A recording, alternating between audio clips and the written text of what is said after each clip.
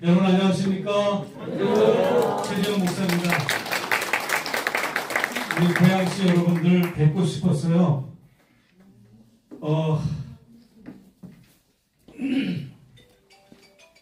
링컨이 게티스버그 연설한 내용을 보면 of the people, by the people, for the people, 인민에 의한, 인민을 위한, 인민의 뭡니까? 정치. 근데 그 게티스버그 연설을 할 그 시점은 전쟁 중이었습니다. 전쟁 중에 했던 연설인데 링컨은 단 한 번도 유나이티드 스테이트 아메리카라고 하는 명칭을 한 번도 사용하지 않았어요. 왜냐하면 이 아브라함 링컨에게는 국가라고 하는 명칭이 중요한 게 아니었고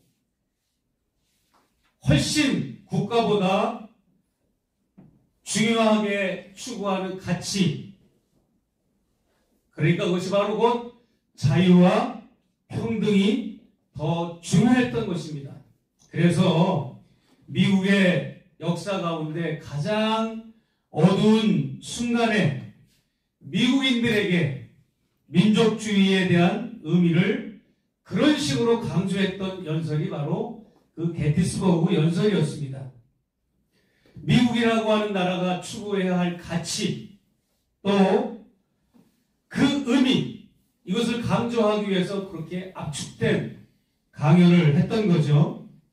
국민에 의한, 국민에 의한, 국민의 정부, 인민을 위한, 인민에 의한, 인민의 정부, 가치에 대한 절대적인 긍지와 자부심을 되새겨준 겁니다.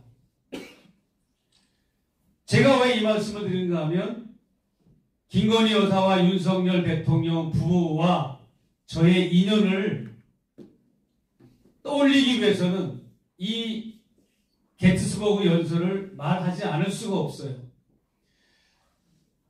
대선 기간 유세를 하면서 선제 타격, 적대적 교전국가, 이러한 강성 발언으로 윤석열 검사가 이제 대선에 출정을 해서 그런 대북 정책, 통일 정책을 발표하는 것을 보고 저 사람 참 매력이 없다. 그렇게 참모와 보좌관들이 인재가 없을까? 링컨은 전쟁 중에도 저렇게 침착하게 국가라는 말도 안 하고 미합중국이라는 말도 안 하면서 이렇게 멋진 연설을 했는데 일국의 대통령을 하겠다고 출마한 사람이 왜 저런 식으로 뿐이 유세 연설을 못할까? 또 공약을 내놓을 수밖에 없는가? 그런 생각을 저는 고민을 하고, 그러기 위해서는 저는 당파도 없고 진영 논의를 떠나서 뭔가 대북 정책, 통일 정책을 조언하거나 자문을 좀 해줘야 되겠다. 제가 무슨 여러분 여기 대한민국에서 관직을 얻겠습니까? 아니면 무슨 내가 기득권을 얻을 게 있겠습니까? 저는 오직 북한 바로 알리기 운동을 펼쳐서 우리 조국에 있는 동포들이 북한을 올바르게만 아는 일만 하면 저는 그 이하도 이상도 아닙니다. 제 역할은. 그래서 그런 조언을 이제 진영 논리를 PR을 구분하고 이런 걸 떠나서 조언을 해줘야 되겠다. 그런 결심을 했고, 저와 여러분의 이런 상황처럼 대중 강연을 제가 하다 보니까 가는 곳마다 또 많은 제가 가면은 주제가 거의 다 통일 문제, 남북 문제잖아요. 그러니까 많은 분들이 질의응답 시간에, 뒤풀이 시간에, 목사님은 객관성을 가진 분이고 어디 여기 연루되는 게 없으니까 좀 조언 좀 해줘라. 겁난다. 윤석열 씨가 대통령이 되면 곧 전쟁이 날 것 같고 한반도의 평화 체제 시스템이 깨질 것 같다. 그런 제안을 받고 제가 12월 달 미국으로 돌아가서 봄 3월 첫째 주까지 체류하고 있는데 그 기간에 대선 후보 기간에 제가 캠프를 좌지우지하는 김건희 여사하고 접촉을 해서 미국에서 이렇게 대북 조언을 해주기 시작한 겁니다. 그렇게 해서 대화가 무르익고 그러면서 정치, 경제, 사회, 문화 이야기도 나누고 종교 이야기도 나누고 또 고향이 같으니까 고향 이야기, 집안 식구들끼리 얽혔던 이야기도 나누고 이러면서 쭉 이제 지내다가 개표 결과가 나왔는데 불행인지 다행인지 불행인지 민족의 비극인지 민족의 천운인지는 몰라도 윤석열 씨가 당선이 됐어요. 그 당선되는 날 나는 해필이면 한국의 LA공항에서 출국을 하고 한국으로 들어왔습니다. 그때 김건희 여사는 저에게 개표 결과가 나오면 저에게 제일 먼저 알려준다는 말도 했고 그렇게 해주시라는 얘기도 했고 그리고 도착해서 결과를 보니까 윤석열 씨가 당선이 된 겁니다. 그래서 저는 김건희 여사한테 이제는 여사라고 불러야지 당선자 부인이 아니니까 후보자 부인이 아니니까 그래서 이제 여사가 되면 영부인이 되면 사회적 약자를 돌보고 사각지대를 돌아보고 소수자를 돌보고 정말 취약한 계층들을 그것을 업을 삼아서 도와줬으면 좋겠다 하고 간곡히 영부인상을 부탁을 드렸어요. 그리고 그런가 보다 했는데 제가 그렸던 또 주문했던 영부인의 그런 상황은 너무나 거리가 먼 그런 김건희의 모습을 제가 1차 접견 때 보고 큰 실망을 했죠. 그리고 그 실망뿐만이 아니라 나머지 얘기는 제가 방송에 너무 많이 나가서 많은 얘기를 했기 때문에 생략하고 가장 중요한 것은 대화를 마치고 2시간 40분 동안의 접견을 마치고 작별 인사를 하고 일어나려고 할 때 저한테 목사님 제가 임기 5년 내에 반드시 통일시킬 거예요. 그런 발언을 저한테 인사말로 해주는 겁니다. 여러분 그런 인사말을 들으면 기분이 좋습니까? 아무 생각이 없습니까? 아니면 놀래야 정상입니까? 놀래요. 예, 저는 맨날 자고 나면 통일 이야기하고 남북 문제 얘기하는 사람으로 경악 그 자체였죠. 그리고 2차 접견이 성사돼서 2차 접견을 하는 동안에도 내가 이제 남북 문제에 나설 거예요 라는 발언으로부터 시작해가지고 도저히 영부인은 선출된 권력도 아니고 선출된 공직자도 아닌데 자기가 남북 문제를 나서겠다는 발언을 하는 걸 보고 저는 뭔가 이게 잘못되어 갖고 있구나. 대한민국 윤석열 정부가 뭔가로 문제가 있다는 것을 발견을 한 거죠. 왜? 그 이전에 1차 접견할 때 보니까 제가 보는 데서 금융위원을 임명하는 인사청탁하는 걸 내가 바로 이 앞에서 봤잖아요. 둘이 마주보고 앉아있는데 뭐라고? 금융위원을 임명하라고? 그러면서 뒤로 가서 비서의 책상에서 메모하면서 알았어 금융위원으로 임명해. 대통령이나 할 수 있는 인사권자의 위치에서 그런 장차관 고위직을 임명하는 걸 보고 충격을 먹은 데다가 자리에서 일어나는데 5년 임기 내에 통일을 시키겠다는 말, 그것도 충격이었고 노브라에 몇 티 있고 노 메이크업에 두 다리는 슬리퍼를 신고 양말 신은 채 의자 위에 불경스러운 모습으로 올리고 가래침을 뱉고 쓰레기통에 버리는 것도 아니고 앞에 수북히 쌓아놓고 뱉은 휴지에 또 뱉고 이런 불경스러운 모습을 보고 저는 심각하다. 영부인의 이런 월권행위나 국정농단 인사권 개입도 심각하지만 저렇게 이중적인 영부인의 모습이라면 이건 좀 문제가 있다. 해외 순방 가고 외빈을 접견하는 공식 석상에서는 정말 헤어스타일, 메이크업, 화려한 의상을 입고 정말 그렇게 패션을 중요하게 여기는 영부인이 아무리 개인적인 만남이지만 너무 그렇게 프로토콜이 갖춰지지 않은 결례를 넘어서 거의 격식, 교양, 인격이 결여됐다라고 판단이 될 정도의 그런 모습을 보여서 더 충격이었던 거죠. 제가 이제 결론을 내린 게 뭐냐면 여기는 총체적으로 지금 문제가 있구나. 빈구멍이 있구나. 저는 솔직히 말씀드리자면 처음부터 나는 윤석열이가 출마하는 것 자체를 반대를 했어요. 얼마나 내가 반대를 했는가 하면 6개월 동안 한국에 나와 있었을 때 대선 기간 동안 6개월 동안 서울의 소리에서 매주 한 차례씩 스튜디오에서 2시간 동안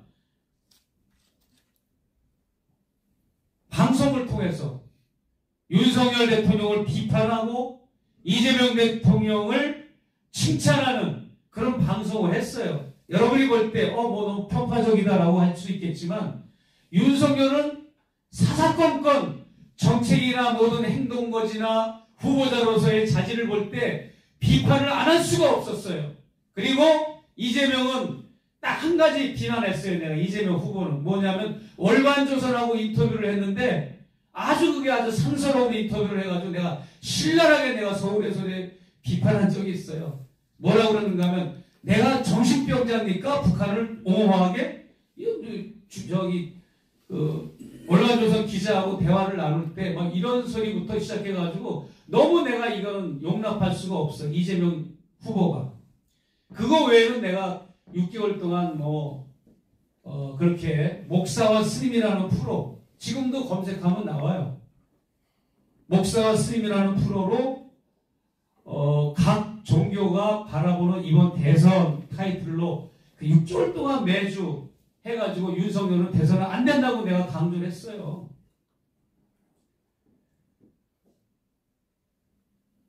딱 보면 모릅니까? 뭘 알겠습니까? 윤석열 검사가 정치검사로 있다가 정치적 소양이 있습니까? 정치 철학이 있습니까? 준비된 대통령 학습을 했습니까? 만약에 내가 그때 당시 신부님까지 섭외를 했다고.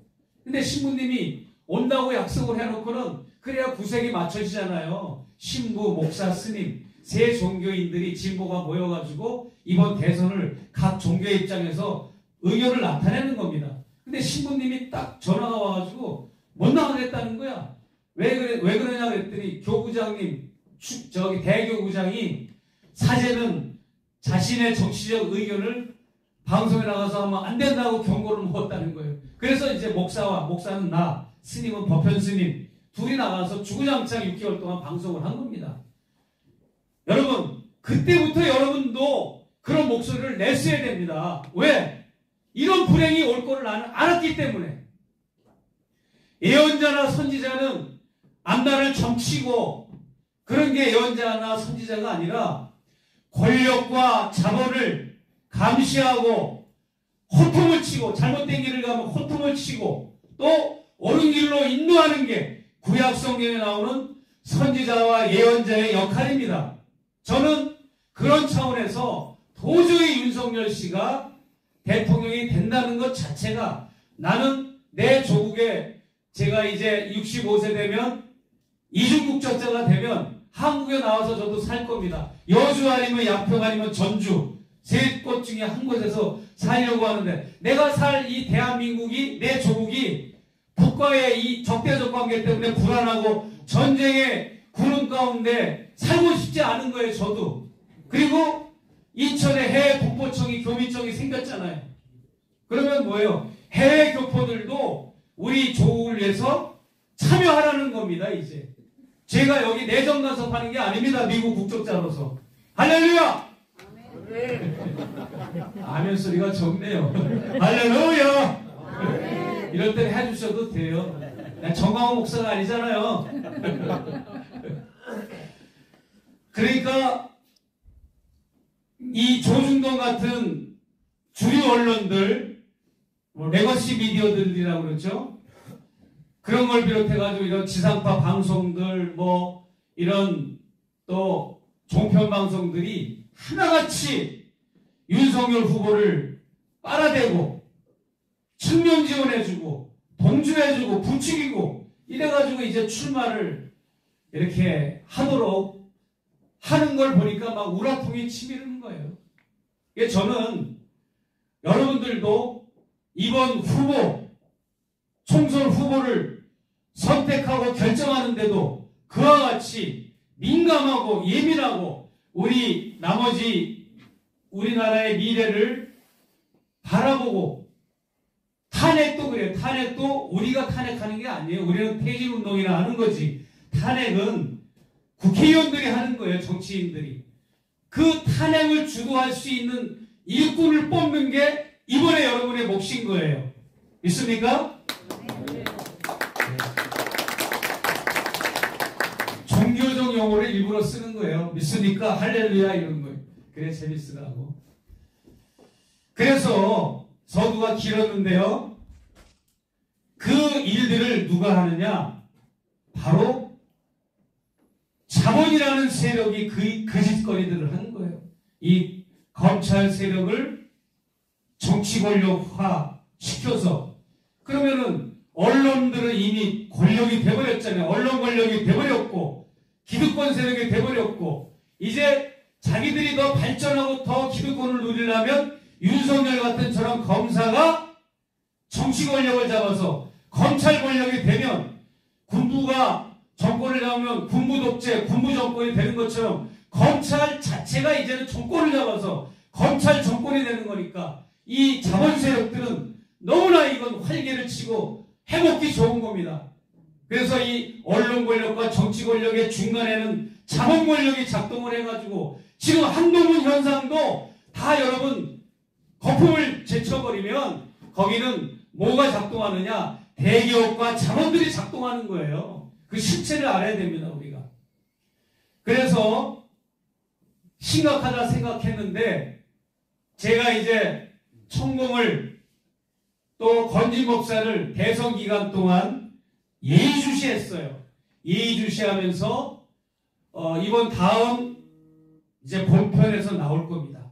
이번 명절 때 나왔던 맛배기 30분 말고 본편에서는 그걸 다룰 건데 이 천공이라고 하는 인물이 중앙지검장으로 있었던 윤석열이 검찰총장으로 진급할 수 있도록 그 천공 신도들을 동원해가지고 이 청원을 막 청와대에 올려가지고 윤석열이가 검찰총장으로 진급하는데도 막후의 영향력을 행사를 했더라고요.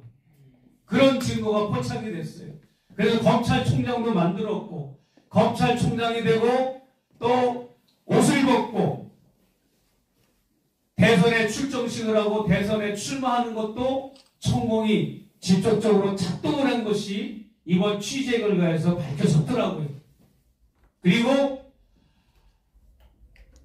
출정을 하고 캠프를 차릴 때도 역시 마찬가지로 천공이 많은 조언과 자문과 두에서 막후 영향력을 행사를 했고 대통령이 돼서 첫날부터 2년 가까이 되는 5월달 되면 2년 되지 않습니까? 천공이 이런 일을 했어요. 그래서 제가 김건희 여사를 1차 접견, 2차 접견한 그 결과 도대체 대통령실에서는 청와대 시절도 마찬가지고 외교안보 특보, 남북문제 전문가, 관료들 통일 관료들은 저런 식으로 김건희 여사한테 조언을 해줄 리가 없잖아요.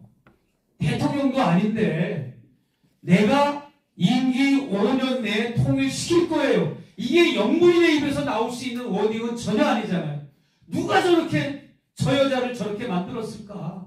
누가 저렇게 세뇌를 시켜가지고 아무런 꺼리낌 없이 스스럼 없이 저런 말이 툭 튀어나올까? 내가 남은 문제에 나설 거예요. 이런 말이 어떻게 저렇게 이게 나올까? 내가 결론을 내린 결과 이거는 천공이다. 딱 결론을 내리고 천공을 내가 만나자고 연락을 한 겁니다. 마침 2018년 6월 달에 무슨 일이 있었는가 하면 제가 천공을 부산 해운대 호텔에서 스위트룸에서 접견을 한 적이 있습니다. 뭐 접견이라니까 좀 이상하네. 만난 적이 있습니다. 저는 부산 시민을 강연을 80명을 놓고 강연을 했고 천공은 한 사람당 10만 원을 받고 수백 명이 와서 그 해운대 호텔 그랜드룸에서 그 전법 강연을 듣더라고요. 그때는 천공이라고도 안 그러고 진정스승이라고 그랬어요. 그런가 보다 했는데 그 스텝 중에 한 사람이 저를 알아보고 명함을 교환하고 그래서 그날 밤 저녁 8시에 천공 측에서 우리 스승께서 목사님을 뵙자 하십니다. 스위트룸으로 올라오시겠습니까? 그래서 특별히 할 일도 없고 해가지고 천공을 만나러 가서 그게 인연이 돼가지고 천공을 이미 연락처를 알고 있었던 겁니다. 제가. 그래서 디올백을 전달해 주고 나서 꼼꼼히 생각해서 천공이 죽음이다. 저 김건희 여사에게 또 윤석열 대통령에게 가정교사 노릇을 하고 뭔가 세뇌를 시키고 뭔가 멘토링 역할을 하는 사람은 확실히 천공이다라고 하는 걸 내 결론을 내리고 연락을 했더니 의견 조율을 하더니 일정 조율을 하더니 연락이 오기를 자기 집무실에서 만나자고 그러더라고. 주소를 딱 보니까 대통령 청사 담벼락에 있더라고요. 맵을 찾아보니까. 그래서 찾아보니까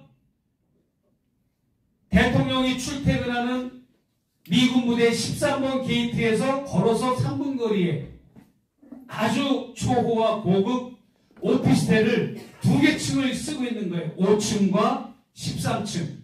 그리고 직선거리로는 천공의 집무실과 대통령 청사는 딱 1km 거리예요. 걸어서 10분이면 가요. 그런 거리에 11년 전에 벌써 나와 있었던 거예요. 2022년 당시 기준으로 지금 13년 된 거죠.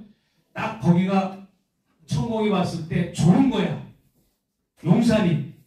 그 사람만의 종교적 판타지고 이상향이고 자기만의 교리터고 거기가 성지고 영지였던 거예요. 오라 그래서 갔더니 제가 공항에 출국하는 날이었어요. 미국으로 돌아가는 날인데 12월 14일 4시간 동안을 비행기 놓칠 뻔했어요. 4시간 동안을 장시간을 대화를 했어요. 대화를 했는데 있잖아요. 버티컬 딱 젖히는 장면이 그게 그날이에요. 얘기를 해보니까 이건 충격 그 자체인 거예요. 이렇구나. 저 사람이 좀 과장되게 말을 하고 뻥을 치는 것도 있죠. 있고 좀 의심되는 게 있지만 거짓말은 아닙니다. 천공이 한 말이. 사실을 바탕으로 얘기하는 거예요. 그 놀라움을 금치 못하고 이거 국민들이 알게 내가 언더커버로 내가 이 사람을 만난 게 천만 다행이다. 언더커버가 뭐죠? 몰래카메라예요. 언더커버 인터뷰 형식으로 내가 만난 거거든요. 그렇게 하고 미국으로 돌아가서 3월에 나오자마자 또 만나자고 내가 요청을 했어요. 그랬더니 그 2번째는 서초동의 지하 커피숍을 통째로 빌려서 거기서 만남을 성사시켰어요. 저보고 그러는 거예요. 밖에서 만나자는 거예요, 이번에는. 그래서 밖에서 만나면 대화하기가 곤란하고 집중하기가 힘들잖아요. 그래서 제가 그러면 제가 커피숍을 통째로 빌리겠다. 4시간 동안 해가지고 성사를 시킨 거고 그 다음에 또 그것도 모자라가지고 5월 달에 한 번 더 요청을 했더니 거기가 바로 또 용산 천공의 집무실, 거기서 접견이 성사가 돼서 또 거기서도 3-4시간 대화를 나눴어요. 그래서 무려 3번에 걸쳐서 한 번 만날 때마다 4시간 정도를 3차례에 걸쳐서 그걸 찍은 거를 나만 보고 충격 먹으면 안 되잖아요. 이 사실을 국민들이 알아야 되고 모두가 더 알아야 될 공공의 재산이라고 생각을 해서 제가 그 중에서 일부분만 발췌를 해서 설날에 여러분들이 며칠 동안 심심하실까봐 그거를 보시라고 이번에 그냥 방영을 한 겁니다. 그리고 머지않아 총선 전이 될지 총선 후가 될지 모르겠습니다만은 이제 본편 방송 취재한 것까지 취재물이 들어가서 어떻게 윤석열 김건희 부부와 천공이 상관관계 인간관계가 있는지 어떤 식으로 국정을 농단하는지 이것을 방영이 곧 될 겁니다.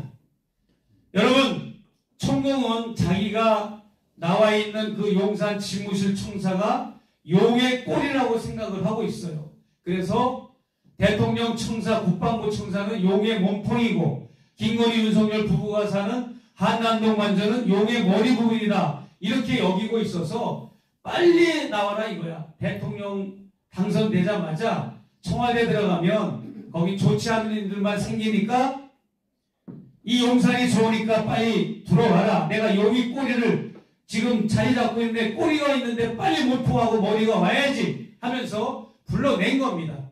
불러낸 것이고 그러면서 이제 수렴청정 그 이상의 국정농단을 지금까지 해왔습니다.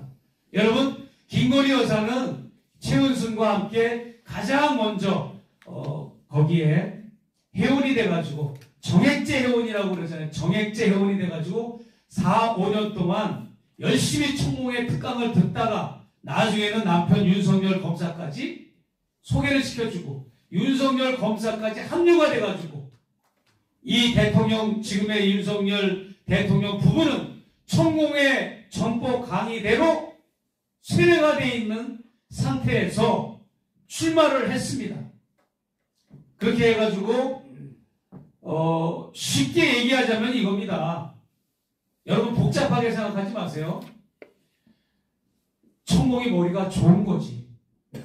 정법 강의라고 하는 이 시스템을 통해서 대통령의 국정을 그대로 지시사항을 내려주는 겁니다. 오다를 주는 거예요.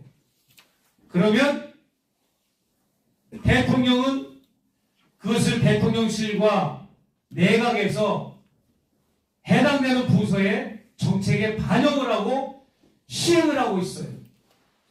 그러니까 그것이 얼마나 위험하고 무서운 일입니까? 하나의 영어 과정이나 검증 과정의 절차가 없이 그것을 그대로 말하는 대로 실천을 하는 겁니다. 국민들이 청와대를 안 들어가고 용산으로 간다니까 여기저기서 막 시민단체가 반대하고 청원이 막 물릴 듯 막 그냥 엄청났습니다. 그랬더니 천공이 그러면 용산 국방부 청사 앞에 천막을 쳐서라도 뭐 하라. 그러니까 그 이튿날 바로 천막을 친다고 얘기를 하는 것부터 시작해가지고 계속 지금까지 천공이 한 말이 정책에 반영 안 된 게 어디 있습니까, 여러분? 뭐 엘리자베스 여왕 뭐 조문 사건부터 김포 서울시 편입 뭐 R&D 예산 삭감을 비롯해서 온갖 헤아릴 수가 없습니다. 우리 이것을 도와주는 사람들 얘기로는 180가지가 넘는 거예요. 180가지가. 안 된 게 어디 있습니까? 안 된 게. 이렇게 그냥 대놓고 하는 거예요. 대놓고. 그러니까 여기는 정법 강의를 의무적으로 듣는 대통령 부부예요.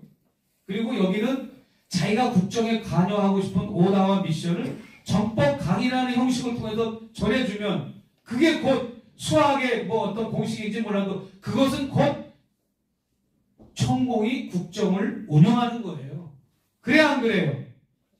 이렇게 무서운 시스템으로 지금 국정이 농단되고 되고 있다고 하는 것을 제가 여러분한테 말씀 폭로를 다시 한번 정리해서 해드리고 싶어요.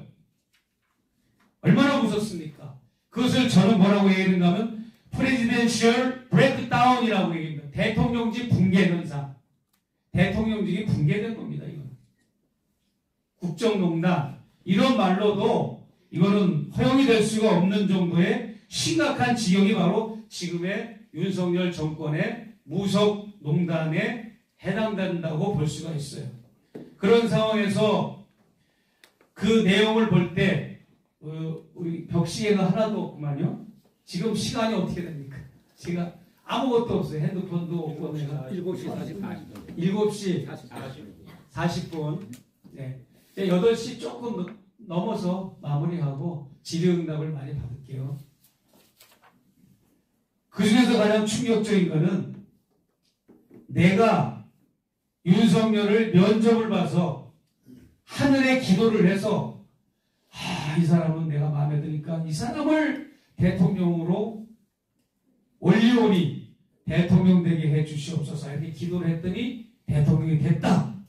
그리고 윤석열은 대통령이 됐는데 이 사람은 대한민국의 대통령을 대한민국이라고 하는 국가를 위해서 대통령이 된 게 아니라 나의 뜻을 실현하는 사람으로서 대통령이다라고 말을 했어요. 여러분 그 워딩을 자꾸 돌려서 한번 보세요. 30분짜리 뿐이 안 되니까. 얼마나 충격입니까? 나의 뜻을 수행하고 이행할 사람으로서의 윤석열 대통령이지 여러분의 윤석열 대통령이 아닌 거예요. 얼마나 무섭습니까? 과장된 게 아닙니다. 정말 무서워요. 이 사람은 계엄령이고 전쟁을 발발시켜가지고 수천만 명, 수백만 명의 우리 동포들이나 남북의 동포들이 전쟁이 벌어져도 눈 하나 깜짝할 무식한, 무지한, 미치광이 같은 인물이라고 하는 것을 제가 여러분한테 고발을 해드리는 겁니다. 그리고 자고 일어나면 통일이 되게 해주겠다고. 아무도 모르게 국민들이 아무도 모르고 인지하지 못하고 있는데 어느 날 아침에 일어났는데 통일이 되어 있더라. 그리고 통일은 2025년 가을에 된다. 이런 식으로 얘기를 했고 또 한 가지 내가 이렇게 물어봤어요. 선생 남북 정상회담은 언제 될 것 같습니까? 라고 물어보니까 목사님 무슨 남북 정상회담을 합니까? 만나자마자 통일협정 조인식을 하죠. 이렇게 답변한 거 보셨죠?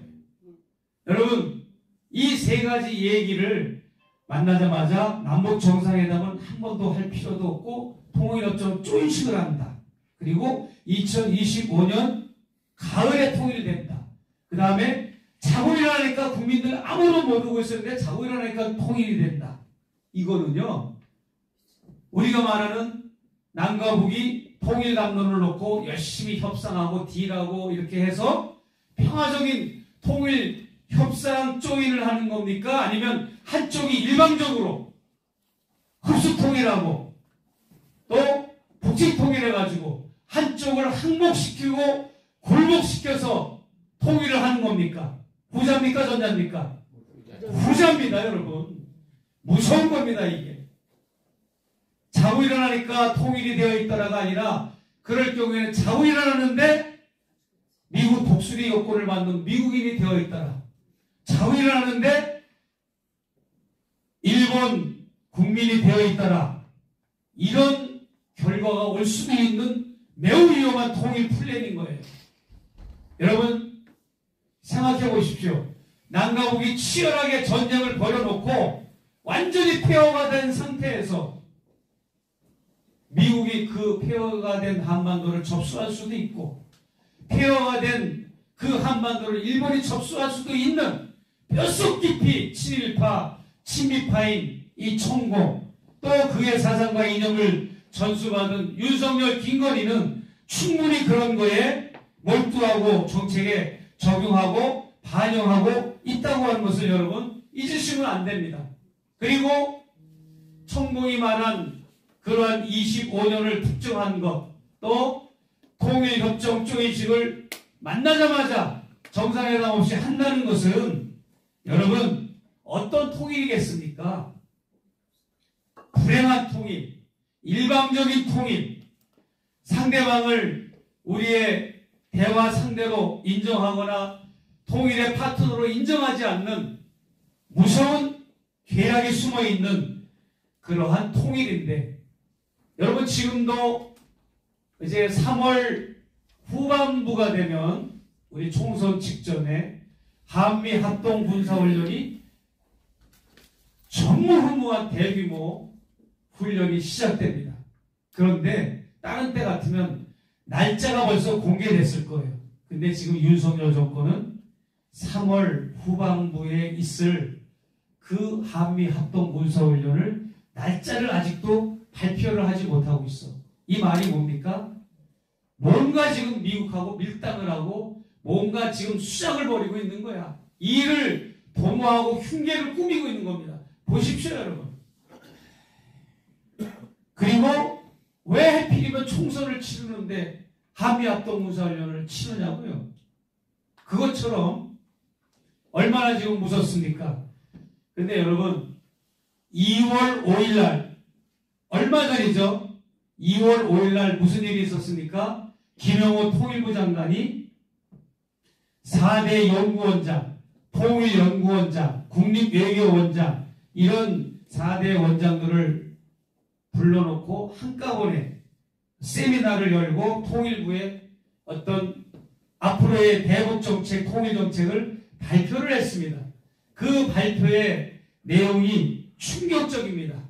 그 발표의 핵심 줄거리가 뭡니까? 자유 북진 정책을 시행했다.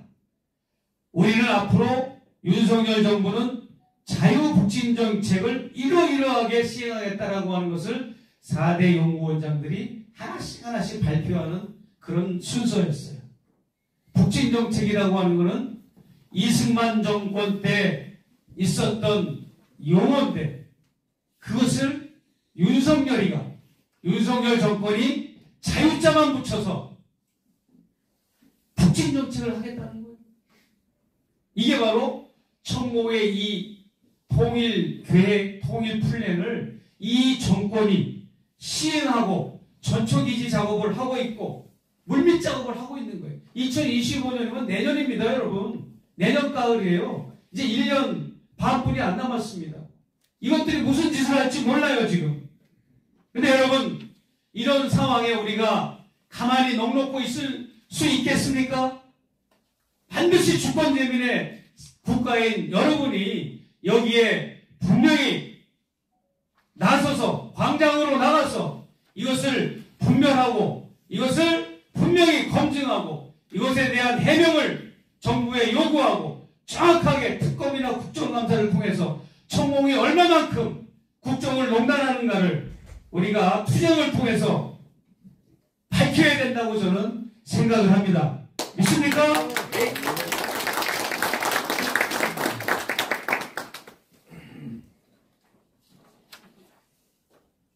그런데 더 웃긴 얘기는 천공이 용산을 고집하고 용산을 영지로 아는 그 천공의 종교적 성향, 또 2025년에 통일이 된다고 하는 그런 주장, 논리, 근거 이런 것들은요 사실 무슨 유록, 무슨 정감록 같은 그런 책이 이 네 글자가 있는데 그것도 보편 방송에 나옵니다. 거기에서 카피한 겁니다. 그 책에 용산도 나와요. 그 책에 2025년이라고 하는 연도도 나옵니다. 그것을 마치 천공은 자기 작품이 있냐, 자기가 뭐 신을 받아가지고 예언을 한 것처럼 그렇게 지금 써먹고 있는 건데 그것도 웃긴 거죠, 참으로. 그렇죠? 아무튼 여러분, 제가 분명히 드리고자 하는 말씀은 우리는 자칫 잘못하면 그야말로 신경의 이사장과 천공이 막 괴기한 웃음을 웃으면서 자고 일어나면 국민들이 통일되게 만들 거예요 라고 하는 그 남녀 두 연놈들의 그 모습을 보고 저는 진짜 그 헛 언더커버 취재만 아니면 커피잔으로 그냥 머리통을 내리치고 탁자를 들러먹었고 내가 짓밟아버리고 싶었어요. 진짜. 그 모습은요, 상상을 초월합니다. 그런 무속인 박수무당 출신입니다. 특히 동자신의 빙의가 된 사람이에요. 천공은. 동자신. 애기 막 어른인데 막 깐난 애기들 목소리 내는 동자신 있잖아요. 그 동자신 출신이 맞아요. 그리고 종잡을 수 없는 신교가화를 많이 했죠. 비근한 예로 자기는 12,000년 전에 태어나가지고 단군으로 태어났다. 단군으로 태어났대요. 그 정법 강의 넘버가 있어요. 그 사람 넘버가 다 있으면 나올 겁니다. 이제 본편 방송에는. 그리고 자기를 통해서 천부경이 세상에 발표가 됐다. 이런 정신병자 같은 얘기를 그냥 주저없이 하는 사람인데, 그런 사람의 말을 조금도 검증 없이 주저없이 김건희, 윤석열이가 거기 그냥 퍽 가버린 겁니다. 그러니까 열심히 법대 들어가려고 공부했는데 대학교 1, 2학년 학생들이 여호와의 증인의 포섭 잘 되고 대순진리의 포섭 잘 되고 신천지의 포섭 잘 되는 거는 그게 걔네들한테 뭐가 갖춰진 게 없어요. 하나만 아는 바보가 뭐 다 법대생 아닙니까? 그리고 사시 합격한 사람 아닙니까? 한 가지 책만 보니까 사법고시 합격하지. 다른 책을 보고 인문학을 보고 다양한 책을 보면 합격하겠습니까? 하나만 아는 사람들이 얼마나 위험합니까? 그런 사람들에게 이런 어떤 천부경의 그런 공리주의, 이런 사상이 이 윤석열 검사에게는 딱 비수처럼 꽂히고 이거 뭔가 있다 해가지고 거기서 이제 아주 그냥 함몰돼 버린 거죠. 그런 상황이기 때문에 제가 볼 때 연말에 특검 이거 우리가 도이치모터스 특검, 50억 대장동 클럽 특검, 이 특검이 있는데 또 하나 추가할 게 생겼습니다. 디올백 특검, 그리고 지금까지 얘기는 안 했는데 건진법사도 문제가 많아요. 건진법사 특검, 천공 특검, 이 특검을 해서 완벽하게 우리가 의문점이 있는 거, 의혹이 있는 것은 우리가 풀어나가야 된다고 저는 생각을 합니다. 건진은 음성적으로 지금 해먹고 돌아다니고 있어요.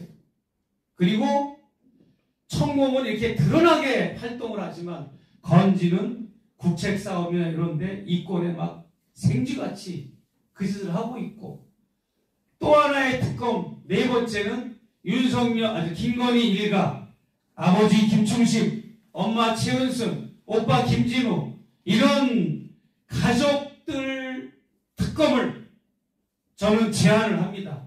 정리하자면 도이치모터스 특검, 50억 대장동 클럽 그 특검, 요 두 개는 이미 국회에서 다 이제 통과되고 다 이제 우리가 많이 알려졌는데, 추가로 더 해야 할 특검이 뭐냐? 디올백 사건 특검, 또 천공 특검, 건진법사 특검, 패밀리 가족 비리 특검, 이 네 가지의 특검을 더 정치권이 이제 새로운 국회의원이 뽑히자마자 그 네 개 특검을 밀어붙여야 돼요.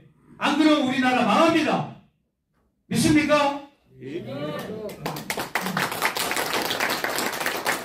저는 책을 쓰는 사람이고 또 강연을 하는 사람이기 때문에 사실적시, 또 사실관계 확인, 또 사실관계 확인이 됐다 해도 교차검증이 되지 않은 것은 절대 말하지 않습니다. 법적으로도 내가 당하는 것이고, 또 그것은 큰 명예훼손이 되기 때문에 그런 것은 제가 함부로 말 안 하는데, 이미 어느 정도 근거를 확보하고 취재를 했기 때문에 제가 당당하게 이렇게 말할 수 있는 겁니다. 제 가장 기분 좋은 제 이름 뭐라고 그랬습니까? 어느 분이, 많은 분들이 댓글에 저 용기를 주는 댓글 중에 최재형이라는 이름을 많이 쓰는데, 그런 것보다는 취재형 목사라고 나한테 이름을 줘준 분이 있어요. 취재형. 난 매일같이 취재만 하라는 얘기죠. 취재형 목사. 저는 취재를 통해서 뭐 강연을 못하더라도 책을 못 쓰더라도 계속 저는 그 일을 밝히고 정치권의 이슈로 내놓으면 시민 여러분들이 그거는 정치권과 연대해서 이게 정치 쟁점화할 수 있도록 이것이 진상규명될 수 있도록 그런 일을 해줘야 된다고 저는 강력히 저는 당부를 드리고 싶습니다.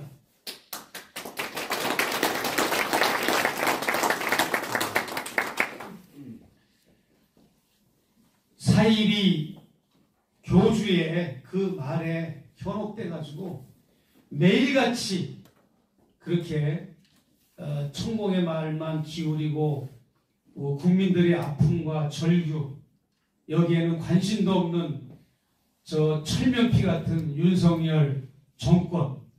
그러니까 윤석열과 김건희는 그렇다고 쳐도 그 밑에 있는 비서들 또 참모들 장관들 이런 자들 앞으로 우리가 탄핵과 퇴진을 하게 되면 그냥 윤석열 김건희만 퇴진하는 게 아니라 정권 자체가 그 무리들 자체가 아주 통째로 퇴진을 해야 되는 그런 정권인 거죠 우리가.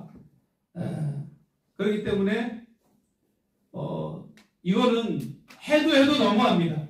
70억이 없어서 나사 측의 그런 제안도 거절을 하게 되는 이런 상황에서 자기네들은 쓸데없는 해외 여행을 가고 순방을 가는데 수백억을 예산을 집행하는 늘리는 이런 파렴치한 이런 대통령 내외 우리가 용납할 수 없고 제가 아까 디올백 얘기를 특검에 넣자고 얘기를 했는데 단순하게 최재형 목사가 샤넬 화장품을 주고 또 단순하게 디올백만 준 걸 규명하자는 게 아닙니다. 얼마나 그 자리에 앉아가지고 커머너 콘텐츠에 앉아가지고 얼마나 많은 그런 선물을 받아왔는지 아십니까 여러분? 그리고 남편이 검사 간부 시절, 남편이 중앙지검장 시절, 남편이 검찰총장 시절에 김건희 여사는 그 자리에 앉아가지고 얼마나 많은 뇌물성, 대가성 선물과 그런 뇌물을 받고 또 130개 업체로부터 커머너 콘텐츠가 전시회를 한다고 삥을 뜯었는지 뭐 티켓팅을 사달라 또 후원을 해달라 협찬을 해달라 이런 짓을 해가지고 사법정의 바로 세우기 단체로부터 고소고발까지 당했잖아요. 그러면은 정신을 차리고 대통령에 당선됐으면 딱 근절을 해야 되는데 대통령에 당선되고도 그 자리에 앉아가지고 그 짓을 하는 겁니다. 제가 정치 공작을 했다고 칩시다. 그러면 제가 접견을 마치고 나올 때 제 다음 접견자들이 양손에 고급 백화점의 명품 쇼핑백을 들고 제 다음에 접견하러 들어가는 거 그것도 제가 공작을 꾸민 겁니까? 그것도 제가 동원한 겁니까? 아니잖아요. 그것도 폭로를 했고 내 앞에서 받는 것도 폭로를 했고 인사청탁하는 것도 폭로를 했고 또 한남동 관저가 완공이 돼가지고 11월 7일날 입주하고 첫 출근을 하고 11월 23일날 백석대학교 설립자 장종현 박사가 1,000만원 기본단가 1,000만원 상당의 그 이상의 비용이 더 고가의 가치가 나가는 분재를 소나무 분재를 학교 트럭에 실어서 한남동 관저 윤석열 김건희 대통령 부부만 사는 그 관저에 배달을 해줬지 않습니까? 그것도 폭로가 되고 그거는 그거는 뉴탐사에서 보도가 돼서 집중 이슈가 됐잖아요. 그러면은 이 서초동 사저에서만 그런 짓을 한 게 아니라 관저에 들어가서도 그런 짓을 했다 이 말이에요.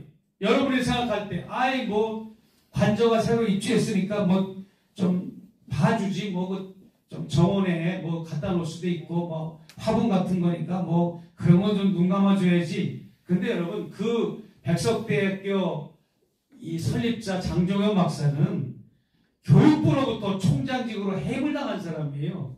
하도 학교 공공을 횡령을 많이 해서 감옥도 갔다 오고 현재 재판도 진행 중이고, 이런 사람이 대통령 관저에 수천만 원 상당의 뇌물 선물을 보냈으면 그게 범죄입니까? 아닙니까? 범죄입니다. 이런 거를 왜 우리 내국인들은 관심이 없고, 왜 레거시 미디어들은 권력을 감시하고 권력을 견제하고 권력의 비리를 파헤치는 일에 최선봉이 되어야 할 우리 언론들은 왜 잠을 자고 있고, 시민단체들은 왜 눈을 감고 있고, 무엇을 이 정권에 바라고 있는 건지 저는 도통 이해가 되지를 않는 거예요. 도무지 이해가 안 됩니다. 남미에는요 16개 나라의 많은 대통령이 아까 프레지던셜 브레이크다운이라는 현상이 일어났어요. 대통령직 붕괴 현상이 일어났는데, 독일에는 10대 대통령,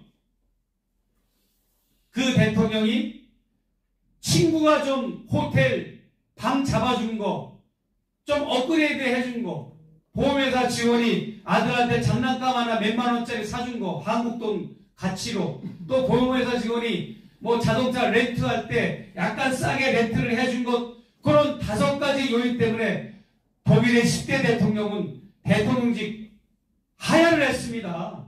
근데 이거는 김건희 윤석열은 이건 뭐 얼마나 많은 범죄를 저지르고 집권 후에 당선자 신분 시절에 모의를 해가지고 엄마 아버지한테 어버이 생일 선물로 양평 고속도로를 변경하는 그런 범죄를 저질러도 계속 그런 범죄들이 나오고 있지 않습니까? 그런데 안타까운 거는 경찰에 제대로 한번 소환당하지 않고 조사 한번 받지 않고 또 검찰에 불려와서 수사 한번 제대로 받지 않는 이런 검찰 권력을 가진 자들이기 때문에 이런 죄들이 덮어지고 은폐되고 누적되고, 이게 말이 됩니까? 그러니까 김건희가 제가 준 선물과 많은 사람들이 주는 선물을 넙죽넙죽 받은 거는 그거예요. 너희들 일반 서민들, 평민들은 김영란법이 너희들에게는 적용되지만 우리같이 법을 집행하는 사람들, 법을 집행하는 가족들은 우리는 귀족이야. 법을 집행하는 사람은 선물 받아도 돼. 이렇게 살아온 거예요, 평생을. 그러니까 스스럼 없이 받은 거예요. 얼마나 무서운 얘기입니까, 여러분? 저는 그런 부정부패, 거기로부터 이 정권은 항상 깨끗하고 또 거기로부터 벗어나서 정말 눈을 뜨면 대통령이 아침 일찍 출근해서 정말 우리 민생을 어떻게 챙겨야지, 어느 부류는 이런 고통이 있고 어디는 이런 어려움이 있고 일일이 현장을 찾아다니고 전문가한테 물어보고 열심히 국정을 논하고 이러면서 허리띠를 돌려매고, 우리가 B그룹에 속했잖아요. 선진국 그룹에 이제 대열에 올라섰잖아요. B그룹에. 그러면 더 이제 낚아채서 이제 10위권, 5위권, 3위권 막 이렇게 해야 되는데, 대통령이라는 잡자가 뭐 12시만 되면 슬그머니 나와가지고 소수 경호만 데리고 종로 쪽에 가가지고 술이나 퍼마시고 새벽녘에 들어와가지고 그 경호원들은 아주 눈치챌까봐 조금만 대응하는데, 경찰, 도로를 통제하는 경찰 병력은 다 도원이 돼야 되니까 오죽하면 그 사람들이 화가 나니까 미국에 있는 썬데이 저널에 그걸 제보를 했겠습니까? 예? 그러니까 맨날 술에 찌들려가지고 출근을 9시, 10시, 11시, 12시, 1시, 2시 출근을 체크하는 정병원 기자가 5일만 제대로 출근만 하면 내가 출근 체크를 안 하겠다는 조건까지 내세웠냐고요. 이게 말이 됩니까? 일찍 일어나가지고 동료하고 퇴근하고 잘해보자 하고 500명의 대통령실 직원들을 그렇게 정말 용기를 주는, 나라에서 붙여줬잖아요. 대통령한테 공권력을. 공권력이라는 게 뭡니까? 군인을 붙여주고 경찰을 붙여주고 공무원을 붙여주면 그 어깨가 얼마나 무겁습니까? 공권력을 붙여줬으니까 그 책임감이, 그러면은 술이 들어갑니까? 노무현 대통령은 그 술을 좋아하는 양반이 행여라도 전시 상태나 귀중한 이 국가의 중대사를 판단력이 흐려질까봐 포도주도 외국 정상과 파티를 할 때, 연회 때 포도주 마시는 것도 실수할까봐 포도 주스를 가져가가지고 포도주로 위장해가지고 그거 가지고 마시고 그랬잖아요. 그런데 이거 술에 찌들려가지고 블랙아웃 상태가 3시간 이상 지속이 되면 대한민국은 대통령 유고 상태입니다. 유고 상태. 예? 그런데 하루가 멀다 하고 대통령 유고 상태를 맞이하는 여러분들이에요. 박정희가 궁정동에서 총에 맞아서 죽어서 대통령이 부재 상태만 유고가 아니라 술을 먹고 블랙아웃 상태가 매일매일 지속되면 그거는 대한민국 대통령 유고 상태고, 또 유고 상태라고 하는 것 말고도 블랙아웃 상태에서 짓거려가지고 뭔가 지시를 내렸으면 얼마나 그게 위험한 국정 지시입니까? 그리고 술에 깨가지고 맨정신에 어저께 무슨 일을 한지 몰랐고 어저께 무슨 지시를 모르고 또 다른 지시를 내리면 그게 얼마나 위험한 일입니까? 그럼에도 불구하고 그거를 조중동이나 이런 언론들은 눈을 다 감고 있는 거예요. 딱 감고 있는 거예요. 이 얼마나 이게 나라가 이렇게 풍지박산이 되고 있는데 어떤 결과를 보고 싶어서 여러분 우리가 경각심을 안 갖습니까? 이 나라의 주인은 여러분이고 주권자는 바로 내가 이 나라의 주인이라고 하는 그런 제도 아닙니까? 근데 여러분이 월급 주고 여러분이 뽑아서 세운 대통령이 제구실을 못하면 비난하고 비판하고 혼내주고 또 정말 기회를 줘도 안 되면 잡아 끌어내리는 일을 해야 되는데 우리는 지금 너무 힘들어서 그런지 잠잠하고 너무나 지금 자포자기 상태에 빠져 있는 것 같은 느낌이 들어서 저도 상당히 보기 안타까워요. 저는 이슈만 제공하고 문제만 제기할 뿐이지 해외 국적을 가진 제가 무슨 권한이 있겠습니까?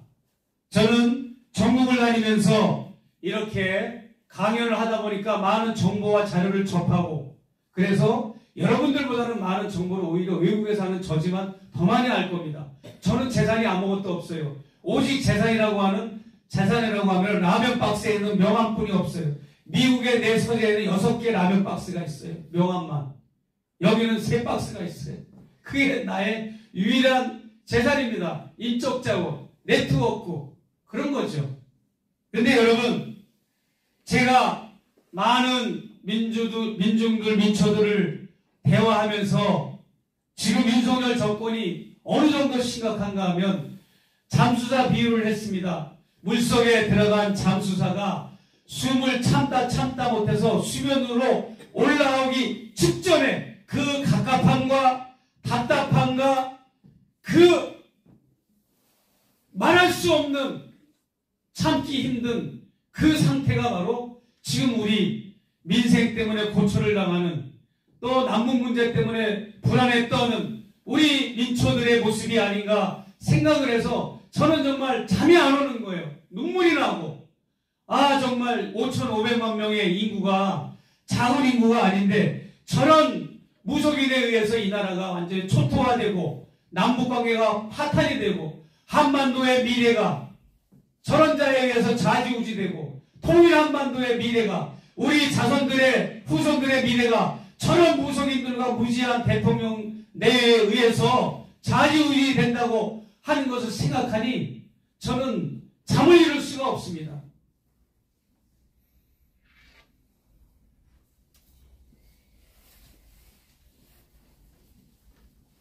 여러분 북한 뉴스, 북한 소식 누누이 제가 말씀드리지만 여러분이 지금 알고 있는 북한에 관한 뉴스, 북한에 대한 인지 그것은 사실이 아닙니다. 어느 정도 사실이 아닙니다. 80년 동안 대리석처럼 단단하게 굳어진 방공교육, 언론에 의한 방공보도 이런 것에 의한 그 세뇌 때문에 우리는 북한을 바로 바라보지 못하고 살아오고 있는 것이에요. 미국의 국익에 의해서 재해석된 북한 뉴스, 미국의 국익에 의해서 재생산된 북한 뉴스, 여기에 우리는 익숙해 있기 때문에 북한은 늘 악마화되어 있고 북한의 그 지도부는 처단하고 붕괴되어야 될 집단이고 북한의 인민들은 독재자에 의해서 실망하는 백성들, 굶어 죽는 나라, 전쟁광 집단, 테러 국가, 핵무기를 만들어서 전 세계를, 국제사회를 불안하게 떨게 만드는 그러한 나라, 이런 식으로만 우리는 각인되어 있다 이 말이에요.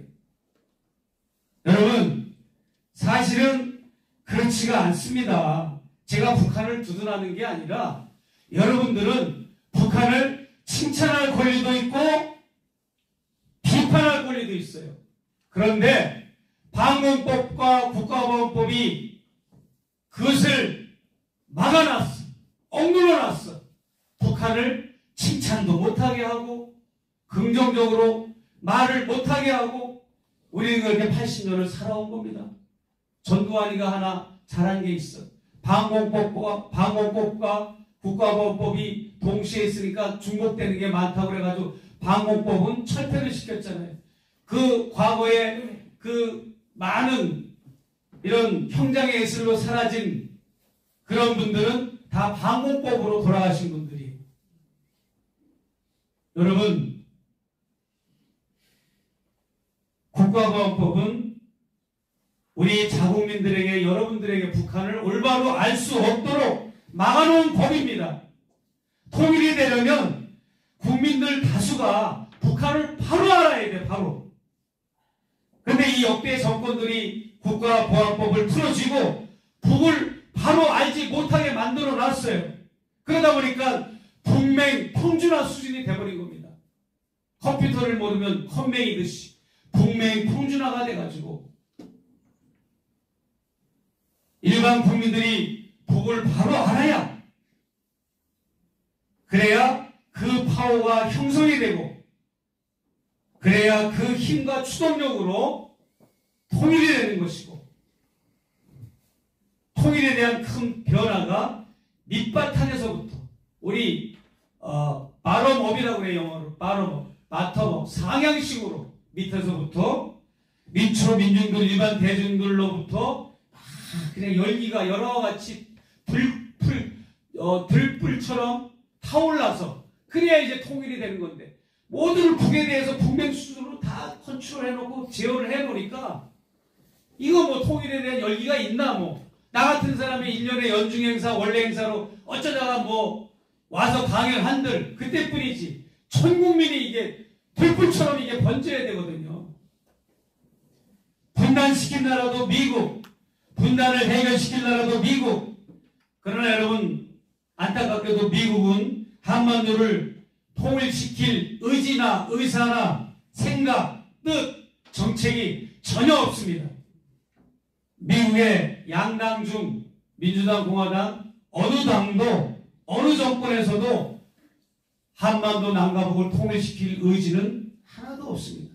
심지어 지난번 트럼프가 집권할 때 북미 정상회담을 하고 이런 북미 간의 대화의 소통을 하니까 미 의회에서, 조야에서는 경고장을 트럼프한테 2번이나 공식으로 보냈어요. 야, 너 트럼프, 우리 미 의회, 역대 전통적인 우리 미 의회의 대북 정책화, 너는 너무 나가도 빗나갔다. 경고 준다 너. 이런 식의 경고를 2번이나 먹을 정도로 미 의회도 북한을 그렇게 적대시하고 북한과 남한이 분단이 돼야, 영구 분단이 되고 또 그 분단 체계가 적절하게 보일러 우리 온도 조절하듯이 가장 강도 높은 거는 전시상태, 그 다음 온도는 준전시상태, 그 다음에는 뭐 평온상태, 그 다음에는 뭐 이제 평화체제, 이런 식으로 미국에서 다 컨트롤 하는 겁니다.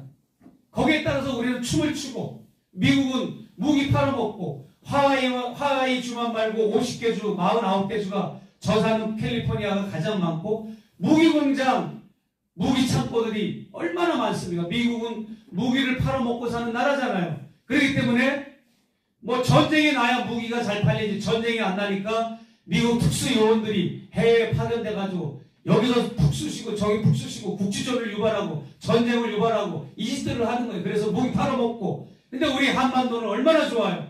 이 남북관계가 적절하게 긴장관계가 돼야 우리 남한에다 무기 팔아먹고 일본에 팔아먹고 대만에 팔아먹고 베트남에 팔아먹고 이런 카르텔이 형성되는 거고, 이 바보 같은 윤석열은 문재인 대통령 임기 5년 동안 사준 거보다 1년 만에 8배를 더 사줬잖아요. 18조 원어치를 완샷에 사줬잖아요. 완샷에. 이런 일이 어디 있습니까? 미국의 본인 거죠. 제가 드리고 싶은 말씀은 여러분이 미국의 뒷다리를 잡고 따라가지 말고 민족의 이성을 가지시기 바랍니다. 우리는 민족 감성이 아니라 민족 이성이 필요한 것입니다. 미국이라고 하는 나라는 악마도 아니고 그렇다고 선인도 아니고 자신들의 이익과 국익에 충실한 강대국에 불과합니다. 미국을 너무 이상화하지도 말고 신성화하지도 말고 그렇다고 악마화하지도 마세요. 거기는 여야가 싸워도 이 말 한마디면 끽소리를 못해요. 국익. 미국은 국익이라는 말 아래 모든 정파와 정당과 이념이 대동단결하는 나라입니다. 국익에 유익하다 그러면 뭐 서로 싸우다가도 막 쓰다비야 쓰다. 여러분, 근데 우리는 어떻습니까? 미국의 모든 시민들이 자국의 이익을 위해서 목숨을 바치는데 우리는 과연 그렇습니까? 저 천일공노할 김태효라고 하는 자가 대통령실에 앉아가지고 대미정책과 대의정책을 친미 4대주의, 친일 4대주의 거의 속국의 위치에서 지금 정책을 발표하고 있잖아요. 그리고 이주호라고 하는 자가 교육부 장관, 사회부총리를 맡으면서 대한민국의 교육을, 아이들의 교육을, 미래 교육을 완전히 친일 역사 왜곡으로부터 시작해가지고 아주 엉망진창을 만들어 놓고 김영호라고 하는 저런 자를 통일부장관으로 앉혀놔가지고 완전히 남북관계를 초토화시켰잖아요. 여러분, 외교부나 국방부는 대북정책이 들쑥날쑥하고 유동적입니다. 거기는 뭐 국제정세나 남북관계에 따라서 거기도 살벌해질 수가 있고 남북관계가 긴장이 될 수도 있고 심지어는 국시전도 발생할 수가 있어요. 국방부 외교부는. 그런데 통일부는 1년 365일 추나 추동 시마다 때마다 분초마다 언제나 남과 북의 화해와 협력만 주장해야 되고 대화를 주장해야 되고 통일 비전을 제시하고 그런 일만 하는 부서는 통일부인데 지금 통일부는 남북 대화 교류국을 다 폐지해버리고 사무국 다 폐지해버리고 60명 부조 조정하고 제가 통일TV 부사장이거든요. 통일TV를 그냥 6개월도 안 돼가지고 그냥 선을 끊어버려가지고 채널 262번 통일TV 방영을 중단시키고 그리고 그 방영을 통일TV를 1화를 내줬던 통일부 직원을 공무원을 대통령실의 특별감사원들이 불러다가 얼마나 강도 높게 조사를 했는지 한겨레 신문에 나와 있어요. 이 사람이 통일부 직원이 기절을 해버렸어요. 기절을. 혼절을 해버려가지고 의자에서 쓰러졌다고. 이런 통일부. 근데 여러분 놀라지 마십시오. 이주호 교육부 장관이나 김태효는 뉴라이트의 싱크탱크 임원들을 맡은 자들입니다. 이 두 사람. 김태효도 마찬가지. 이런 뉴라이트 정신을 가진 자들이 대통령실을 장악하고 또 내각을 장악하고 있으니 또 천공마저도 이상하게 저 교주들은 그런 거 잘 모르는데 천공은 유달리 뼛속 깊이 저 친일파야 또 나오는 발언마다 우리는 일본을 뭐라고 그래요? 일본에 대해서 뭐라고 그랬습니까?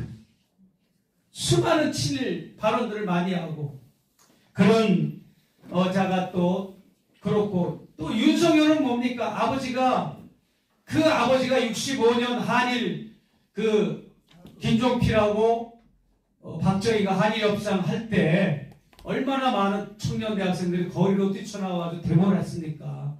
그때 요 약삭빠른 윤기중은 66년도에 여러분 위키피디아나 이런 데 나오는 거 다 잘못됐습니다. 67년도에 일본으로 유학 갔다고 그러는데 66년도에 갔어요.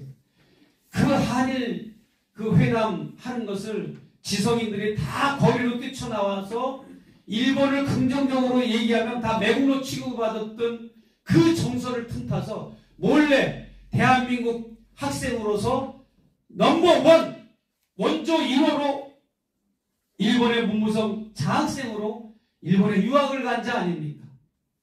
얼마나 이게 시사하는 바가 큽니까? 일본의 국비장학생들은 한마디로 스파이 간첩을 교육하는 거나 마찬가지. 일본 간첩. 거기서 장학금 받고 생활비 받고 지원받고 의무량으로 후원받고 그 다음에 이제 여기서 미션을 주면 그걸 다 수행해서 오다를 주고 리포트를 해서 올려야 돼요. 그러니까 어떤 학생들은 졸업하고 나서 아예 한국으로 오기 싫으니까 일본이 아주 달콤한 제안을 합니다. 너 본국으로 가지 말고 우리 여기 나리타 공항에 관세청 거기 직원으로 우리가 특별 채용할 테니까 와라 해가지고 거기서 근무합니다. 그러면 한국의 여행객들이 막 자기들끼리 한국말로 떠들잖아요. 뭐 짐을 맡기고 뭐 세금을 뭐 내니 안 내니 이런 그런 업무를 볼 때 그것을 일본인 직원들은 못 알아들으니까 한국인들을 고용해가지고 몰래 다 그걸 아는 거야. 그런 일을 맡기고. 그래서 그런 윤기중의 무릎팍 교육을 받은 윤석열이가 친일 성향이 아닌 게 이상한 거죠. 그래서 우리는 이런 엄중한 사태에 지금 우리 윤석열 정권이 처해 있다. 위험한 이머전시 수준이다. 미국 말로 이머전시. 예. 응급 상황인 거예요. 응급 상황. 앰뷸런스가 지나가야 되는 상황입니다. 지금. 그렇기 때문에 여러분 4월 10일 날 여러분이 봤을 때 이 사람이면 윤석열을 끌어내릴 수 있는 탄핵에 앞장설 수 있는 일꾼이다. 그러면 무조건 찍어주세요. 당을 보지 말고 사람을 보고. 아시겠습니까? 네. 네.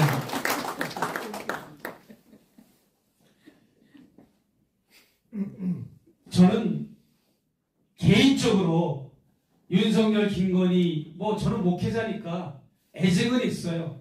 뭐 고향이 같고 또 뭐 내가 청소년 시절에 양평 읍내에서 저는 양평에서 태어났고 김건희 여사도 양평 읍내 양근리에서 태어났고 아버지도 양평에서 태어났고 엄마도 양평에서 태어났고 그리고 또 아버지가 약국을 운영했어요. 약국을 직접 운영한 게 아니고 이렇게 물주 노릇을 한 겁니다. 물주. 그러니까 약국을 해서 돈을 벌고 싶은데 약사는 없고 약사증이 없으니까 옛날에 남의 약사증 이렇게 걸어놓고 하는 거 있었잖아요. 요즘은 안 통하지만 그런 식으로 해서 동생 내외 그러니까 김건희 여사 작은아버지 작은엄마가 약사를 하고 나는 청소년 시절에 우리 엄마 심부름으로 완전히 깡촌에 나는 살아요. 심리 떨어진 양평 읍내에서. 그러면 거기다 보따리도 맡겨놓으면 보따리도 맡겨놓고 장날 또 약심부름도 하고 또 김건희 아버지가 양평구청에 근무할 때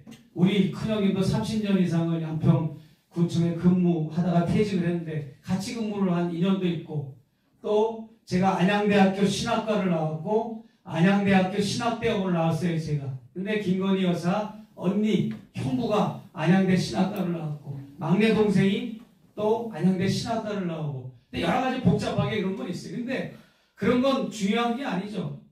아무튼 그래도 잘 되면은 좋잖아요. 잘 되면 양평 출신이 영부인이 되고 했으면.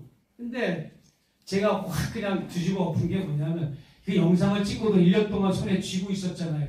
왜 쥐고 있었느냐? 실수했겠지. 더 잘하겠지. 집권 초기니까 잘 몰라서 그랬겠지 하면서 제가 가지고 있었는데 어디서 내가 최종 결정을 내리는가 하면 양평 고속도로 변경 사건을 보고 제가 장문의 카톡을 보냈어요. 나의 고향, 여사의 고향이 같이 양평 아니냐? 대대손손 후손들한테 빛나는 업적을 남겨야 되는데 이런 수치스러운 업적을 남겨야 되겠느냐 했더니 여사가 막 그냥 막 당황을 한 거죠. 내가 이제 회의 중에 있으니까 해명 자료를 보내드리겠습니다. 그렇게 답변이 오더라고. 근데 회의가 끝나고 나서 그냥 답변 자료는 드릴 수 없을 것 같고 원희룡 장관의 성명을 대신하십시오라고 답변을. 그래가지고 제가 거기서 더 이상 희망이 없고 이 윤석열 정권은 자정 능력도 없고 더 이상 수권 능력, 이 정권을 유지할 수 있는 능력도 없고 자정 능력도 없고 개혁의 의지도 없고 그냥 범죄 집단이다 라고 난 판단을 해서 폭로를 하기 위해서 MBC 장현수 기자, 서울에서는 이명수 기자한테 중국 가기 전에 넘겨주고 중국을 내가 일이 있어서 갔다 온 겁니다. 그렇기 때문에 여러분 지금 역대 어느 정권에서도 아무리 최순실이 부패한들 이 정도는 명함도 못 내밀어요. 그러니까 저의 이 간절한 호소가 여러분들에게 울림이 되기를 간절히 호소하는 바입니다. 감사합니다.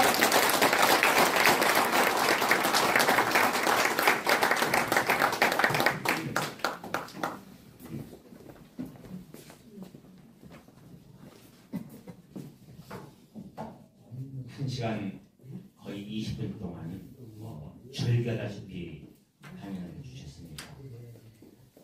아시는 것도 있었고 모르시는 것도 있었는데 근데 듣고 나니까요 후련해지기는 그냥 가슴이 더 불쾌하거든요. 답답해오고요. 아마 그게 저뿐만 아니라 여기서 들어주신 모든 분들이 그렇게 생각하실 것 같아요.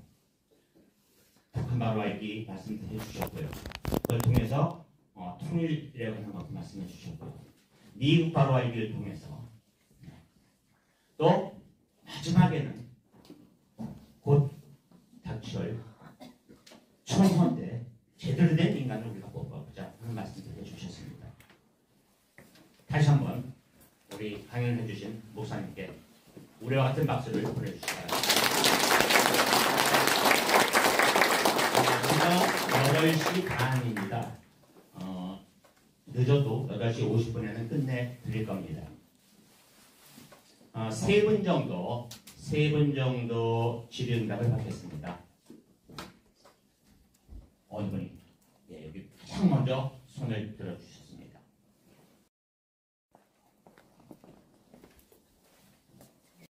감사합니다. 앉아서 말씀드릴게요.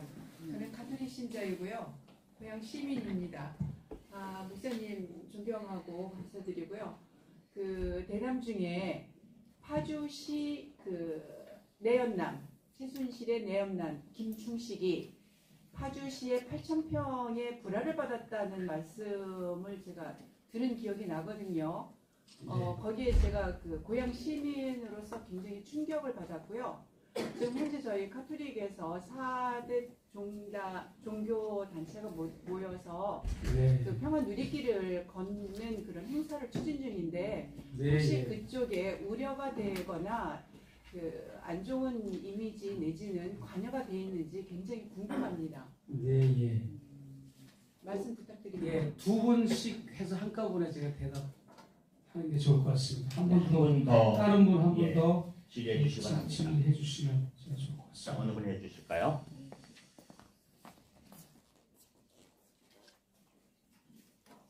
이때 한번 여쭤보시죠. 평소에 궁금했던 점도 좋고요.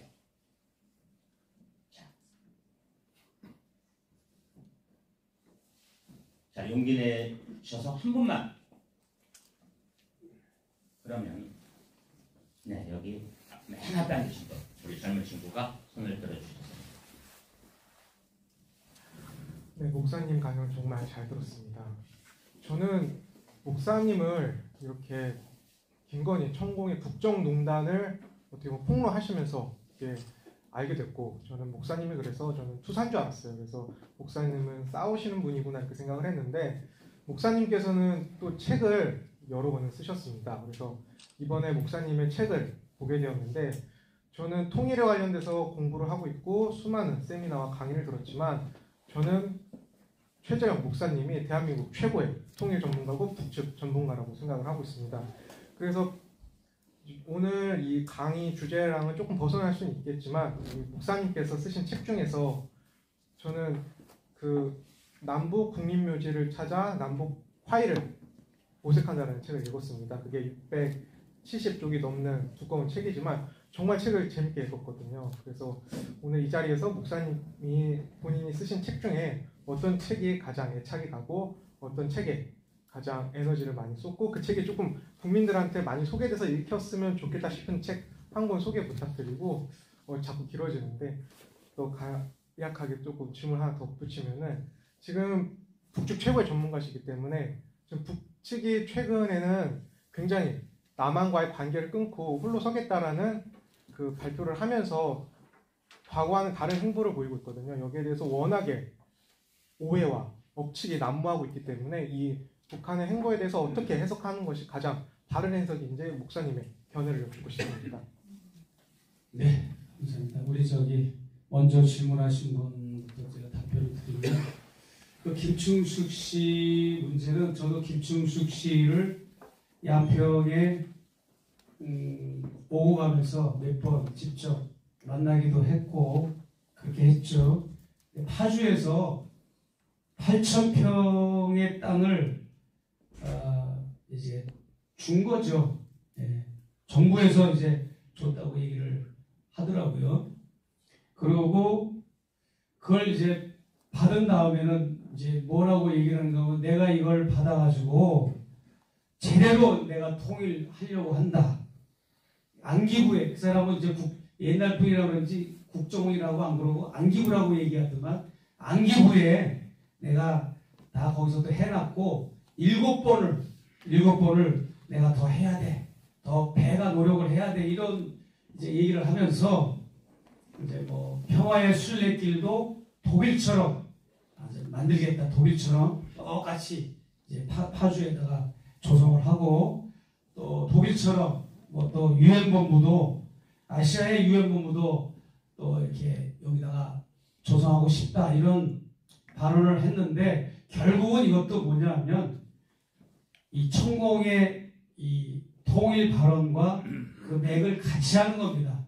왜냐하면 대통령의 아버지가 물론 이 사람은 친아버지는 아니에요. 친아버지 김광섭 씨는 한양대병원에서 김건희 여사가 중학교 때 사망하신 분이고 여기 의붓아버지죠. 의붓아버지가 2번 바뀌었는데요. 이 의붓아버지가 무슨 권력이라고 이 사람이 뭐라고 대한민국의 통일을 대통령 장인이 영부인의 아버지가 통일을 시키겠다고 내가 제대로 이번에 통일시킬 거라고 하면서 평화의 순례길을 독일처럼 만든다고 그러고 아시아의 유엔본부를 만든다고 그러고 뭐 8,000평을 정부로부터 땅을 그냥 거저 받았다고 이러면서 의시되면서 그런 일을 하고 있는 것이 그것뿐만이 아니라 뭐 양평에도 어마어마한 이런 도로와 관련돼서 또 다른 용문상으로 통하는 그런 또 연루된 것도 있고요. 그러니까 제가 미시령 휴게소를 예를 들었잖아요. 2006년도 지금부터 거의 20년 전 미시령 휴게소가 있었어요. 그 터널이 생기면서 미시령 휴게소가 보상받고 이제 끝났는데 폐지가 됐는데 그 김건희 어머니 최은순 씨가 거기서 대표로 있었고 이사가 누구였느냐? 바로 김충식, 김건희, 오빠 김진우, 여동생 김진안, 언니 김지영, 형부 유병규 이런 사람들이 거기 미시령 휴게소 이사들이었어요. 이사 법인의 대표는 최은순이고 근데 세월이 흘러서 20년이 지나서 오늘날 그 인물들이 이 윤석열 정권 대통령실에 비서으로 지금 작동이 돼가지고 그 한 예가 바로 이 김충식 노인네죠. 교회 장로야 또 이 양반이. 이 사람이 충격적인 얘기도 했죠. 사우디아라비아와 대한민국이 부산 엑스포를 놓고 어마어마한 예산을 투자하고 대기업 총수들을 데리고 다니면서 대통령이 그 해외 순방 다니면서 표 하나라도 얻어오려고 했었는데 그것은 하나의 퍼포먼스였다. 일부러 젖었다는 충격적인 얘기도 했잖아요. 이것도 역시 제가 아까 말한 김건희 패밀리가 특검을 받을 때 이 김충식 씨가 여기에 들어가서 이 특검을 받으라는 얘기예요, 이걸. 그래서 한 점의 의혹이 없이 파헤쳐져야 된다 하는 것이고, 우리 이 형제분 말씀에 뭐 너무 극찬을 해줘서 몸둘 바를 모르겠고, 최고의 전문가는 아니고 그냥 북한을 저는 제 나름대로 제가 아는 거를 북한에 대해서 너무 왜곡되고 너무 굴절되기 때문에 사실관계 확인을 해주고 바로잡아주는 역할을 하는 사람이지, 저는 북을 옹호한 적도 없어요. 뭐 옹호해도 괜찮지만 북을 칭찬할 수도 있고 옹호할 수도 있지, 뭐 비판할 수도 있고 아주 호되게 뭐 저주할 수도 있고요. 그럼 자기 마음대로야. 그런 자유를 줘야지. 이 자유민주주의 사회라면서 왜 그런 자유를 안 주고 자유민주주의라고 그러냐고. 윤석열이가 말끝마다 연설할 때마다 자유자를 놓는데 막 돌아버릴 것 같아. 헌법의 가치는 자유와 평등이잖아요. 근데 그렇게 자유만을 내세우는 그렇게 그 헌법의 가치가 그렇게 좋지가 않은 거야. 근데 윤석열 일당들은 자유라는 말만 핀셋으로 집어내가지고 그따위 소리를 하는데, 아무튼 저는 책을 한 20여 권 썼어요. 작년 6월 달에도 이건 인터넷에도 나와 있지 않은 거예요. 평양 봉수교회를 건축한 김영덕 장로를 인터뷰해가지고 제가 책을, 아주 두꺼운 책을 한 권, 그 다음에 화보집을 한 권에서 2권을 냈어요. 거기 보면 정말 어마어마한 얘기들이 많이 나와요. 제가 말씀드린 분도 계실 텐데, 평양 봉수교회를 지으려고 여기서 철제 빔을 인천항에서 남포항으로 실어 나를 때 미국의 이 유엔군 사령부에서 허락을 안 해주는 거야. 왜? 미사일 발사대로 쓴다고. 여러분, 평양의 봉수교회가 저게 그냥 져진 게 아니에요. 100번을 평양을 방문해가지고 저걸 진 거라고요. 그리고 더 놀라운 게 뭔지 아십니까? 다 져놓고 상랑식을 할 때, 상랑식을 가려고 이 남측에 있는 교인들을 163명을 불러 모았어. 고려항공기가 김포공항에 전세기가 도착을 하고 내일이면 오는 거예요. 근데 오늘 미 CIA 요원하고 국정원 요원하고 YTN 기자 3사람이 찾아와가지고 권총을 들고 여기 협박을 하는 거예요. 내일 고려항공 오지 말라고 YTN 기자한테 빨리 인터뷰하라는 거예요. 그러니까 북한에서도 YTN을 보는 거예요. 신기하더라고. 그래가지고 YTN이 이 김영덕 장로님이 끝까지 버티다가 하도 협박을 해가지고 결국은 포기를 하고 YTN 앞에서 인터뷰를 했죠. 사랑하는 북녘 조선 그리스도 연맹 동지 여러분, 내일 김포공항으로 고려항공기를 보내지 마십시오 하고 이렇게 했더니 실제로 안 왔어요. 그 이튿날 떡도 다 해놓고 가져갈 물건 다 해놨는데 지방에서도 다 올라오셨어. 집사님, 원사님, 장로님들 평양 간다고, 이 상랑식 예배 드리러 간다고. 그러니까 뭘 말합니까? 우리의 주권이 이 정도뿐이 안 되는 겁니다. 모든 걸 다 미국의 허락을 맡아야 되는 거예요. 이게 됩니까? 그리고 지난번 뭐 금강산 회담할 때 제가 여러 번 얘기했지만 미술 작가들이 금강산에서 남북 미술가들이 교류할 때 여기서 비행기를 타고 가는데 미국이 딱 갔다 오는 기름 항공유만 딱 넣어주는 거야. 비행기라는 것은 악천후 때문에 선회할 수도 있고 다른 공항에 좀 비상착륙할 수도 있잖아. 딱 맞는 분량만 주유를 하면 어떠냐고.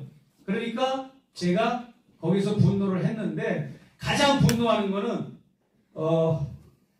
공항에서, 인천공항에서 수만 명이 해외여행 다니는 모습을 내가 보면 가장 분노스러워요.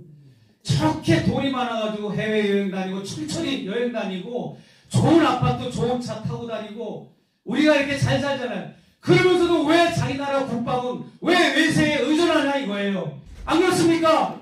맞습니다. 그래서 제가 쓴 책이 많은 책들이 있는데 그 중에서 북녘의 국립묘지를 가다 라는 책을 저 청년이 읽고 독후감을 썼는데, 그 북녘의 국립묘지는 여러분들은 갈 수가 없잖아요. 그래서 저는 갔다 와서 그거를 사진과 그 내용과 함께 그래서 썼는데 그 좋게 독후감을 썼다고 발표를 해주셔서 고맙습니다. 이 정도로 할게요. 너무 하고 싶은 말은 뭐 밤새도록 많지만 그냥 사인들이 막 여기저기서 아무리 사인들이. 자, 시간이 지금 딱 40분 돼가네요. 다시 한번 박수 보내주시기 바랍니다. 저도 수많은 강연회를 다니면서 들어봤는데 거의 자리에서 나가지 않는 하셨어요. 이런 강연회는 거의 보지 못했습니다. 마지막으로요. 그냥 그 자리에 앉아주시고요. 우리 상임 대표님들 이쪽 대표님들 나오셔서 의자 놓고 사진 한 번만 찍고요. 그리고 나서 쥐풀 장소로 이동할 텐데요. 잠깐 안내 말씀드리겠습니다. 지금 최재형 목사님 그 유튜브 개설된 거 아실 거예요. 유튜브에서 최재형 목사 추천되고요. 지금 서울의 소리에서도 꽤 많은 방송하고 계시고요. 지금 서울의 소리에서 오셔서 녹화를 다 하셨습니다. 아니 생방송을 하신 것 같고요. 그 다음에 오늘 주차에 대해서 말씀드리겠습니다. 건물의 주차 시에 별도 등록 없이 1시간은 무료인데요. 한양문고 저희 여기에 참여하신 분들은 태블릿 PC에서 주차 등록 시 무료로 1시간 추가 가능하다고 합니다. 여기 갤러리 카페 앞에 있대요. 거기서 추가해 주시기 바랍니다.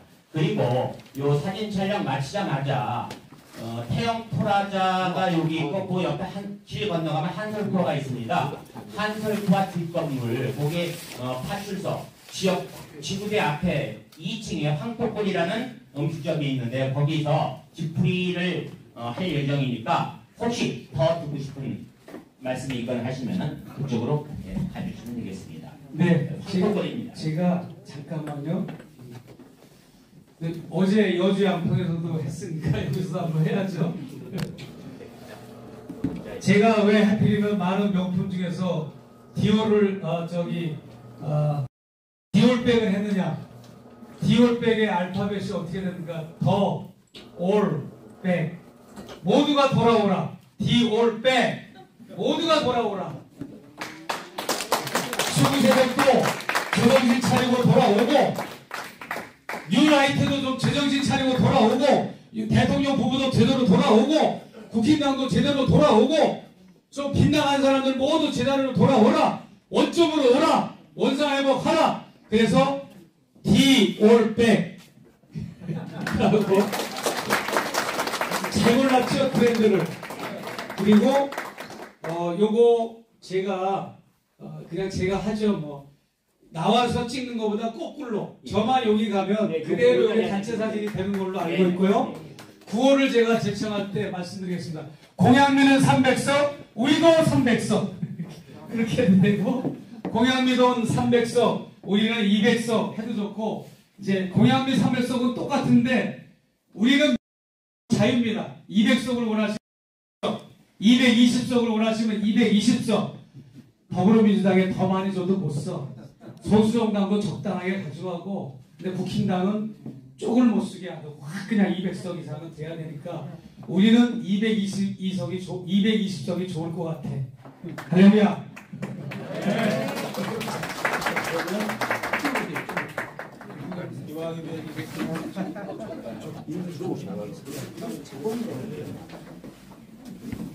오셔. 그러면은 이거 들라 그러시니까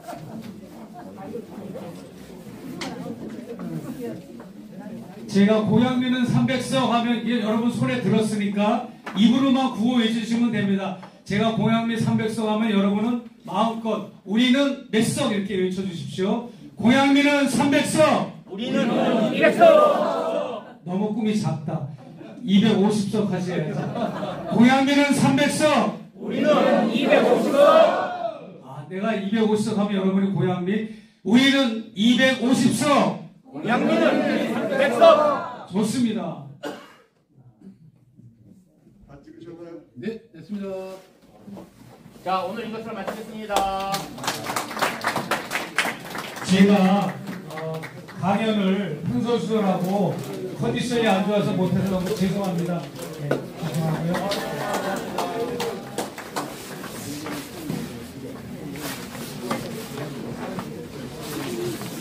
그리고 개인적으로 사진 찍으시고자 하는 분들 여기 앞으로 나오시면 잠깐 찍을 수 있습니다. 저랑 같이 찍고자 하시는 분들.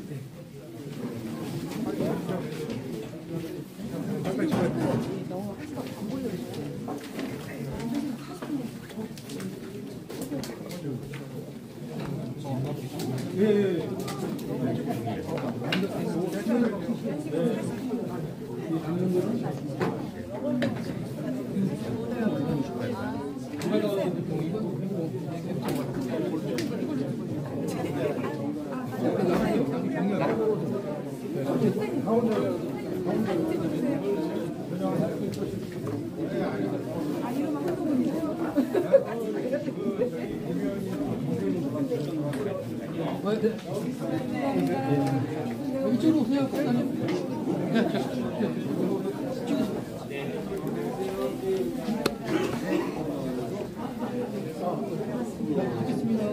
찍겠습니다. 하나, 둘, 셋. 하나, 둘, 셋. 네, 그냥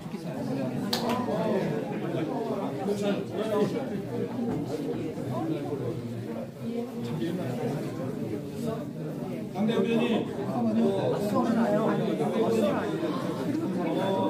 가는 전정골에서 한 걸 전정골에서 한 게. 하나, 둘, 셋.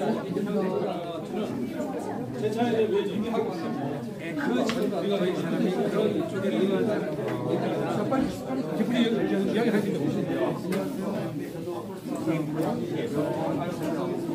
강경희 목사님 말씀 많이 들었어요. 저기 뒤풀이 장소가요. 가깝거든요. 굉장히 가까워요. 황토골이라고 오셔요.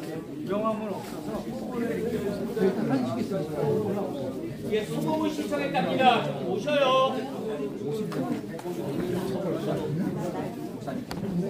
대표님 나오시죠. 예.